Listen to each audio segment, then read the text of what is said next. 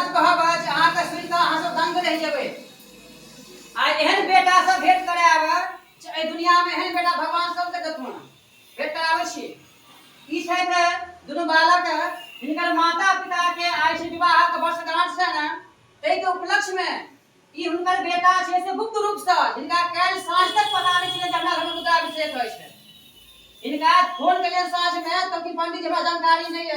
एहन बेटा होय जे माता पिता के दीर्घ आयु कामना के लेल हमर माता पिता के प्यार हमरा हमेशा भेटत रहे, तै द्वारा गुप्त रूप से सब व्यवस्था के ईश्वर बाबा रखने छला है। विकास में साँझ पता कि हमर बेटा रुद्राभिषेक हमर विवाहक माता पिता के आयु कामना के दीर्घ कामना के करा रहल छै। एहन भगवान बेटा सब के देथुन। एकटा मैथिली में कहावत छै, जिस जही शरीर से मूत्र है वही शरीर से पुत्र। अगर सत्कर्मी बने तो पुत्र है, नहीं तो मूत्र का मूत्र। अगर बेटा होय त एहन सत्कर्म काज करी।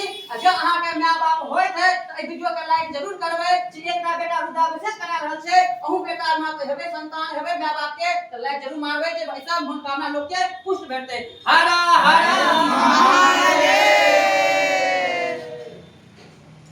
पंडित जी लाइक हो गया। रुक रुक रुक।